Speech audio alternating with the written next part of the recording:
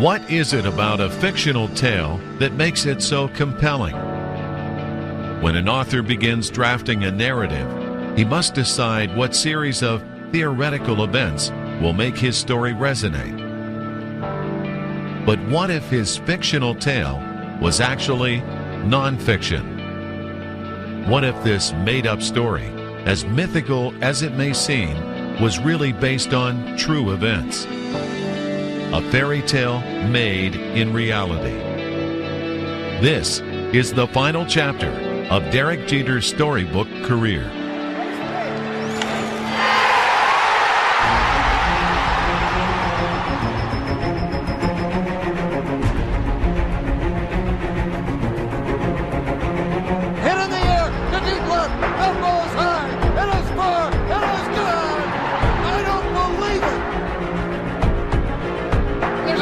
Deep to left, it's on its way, there it goes, and the Yankees are going to the World Series!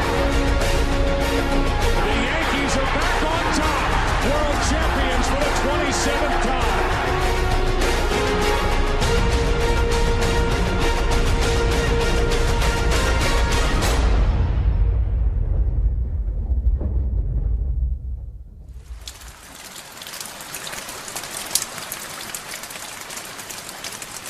All eyes tonight will be on Derek Jeter, but right now all eyes are on the skies. Yeah, the big question is Mother Nature a Derek Jeter fan? Tonight, this game probably would have been rained out at 3 o'clock in the afternoon if Derek Jeter was not finishing his career. But I just have this inherent faith that the weather will be okay because it's Derek Jeter's final game in the Bronx, and they'll find a way.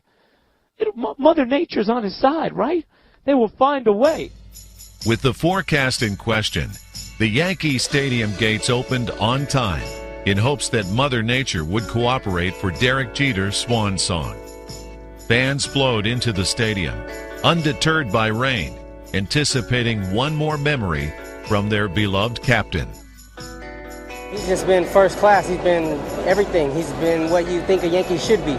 He definitely is, amongst all the legends that have ever put on the pinstripes. He's meant so much to the franchise. He's a player that has more signature moments than probably any player in the history of baseball. Last chance I ever see him play at the stadium. Once in a lifetime opportunity.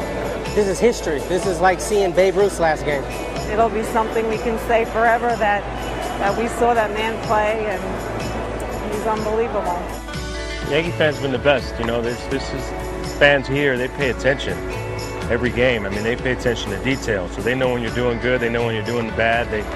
Expectation level they have for you is pretty high, but in that sense, I think we have the same personality. So, it's been fun to play here, in my opinion, in front of the greatest fans in the world.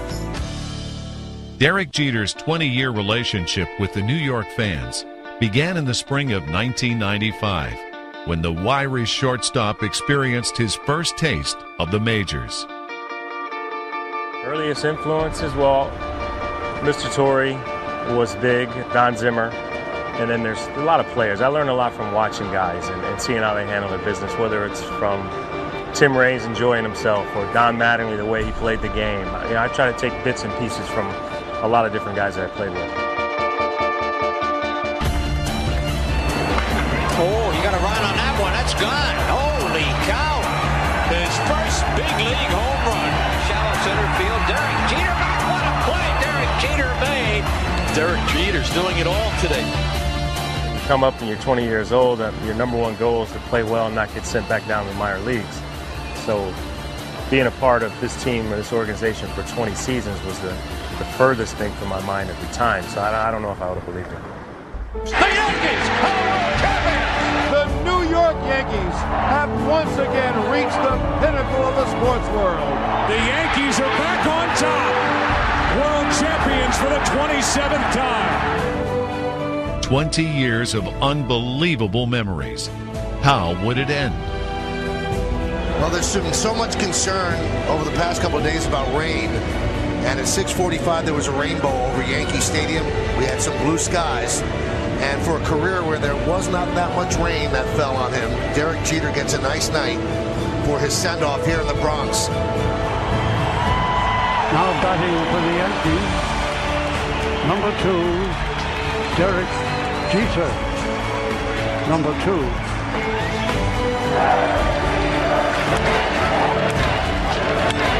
That one is drilled deep to left field. Going back the house. Still back. It's off the wall. Gardner rounds third. He will score. Derek Jeter with a double. That young man has a flair for the dramatic.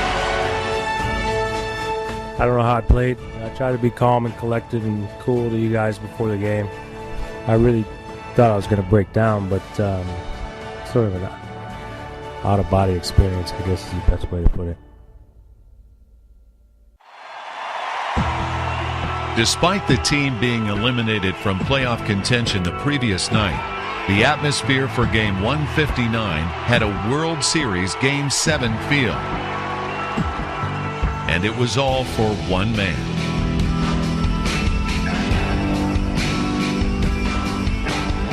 The Yankees took a 3-run lead into the 9th inning in what everyone thought would be Derek Jeter's final 3 outs in the Bronx. Standing at his familiar shortstop position, the captain soaked up the crowd one last time. As David Robertson went to work on save number 39. That ball is gone. A home run for Adam Jones. Deep left, Young back, track, wall, see ya, tie game. As fate would have it, Jeter would be presented with the opportunity to once again write the script. Looked up at the scoreboard and saw he was coming up third, and we're like, oh man, there's no way. This is unbelievable. Derek Jeter has always been about the moment, the big moment. He owns the moment. Does he have one more moment in him? Most proud of winning, that's it. I mean, that's what you play for. I played for one purpose throughout my career, was to win. And we've been fortunate to play in some great teams. So every time you win, that's what stands out the most. And there's a bunt. Meek throws to first. Richardson in scoring position. And that brings up Jeter. Now batting for the Yankees, number 2, Derek Jeter. Number 2.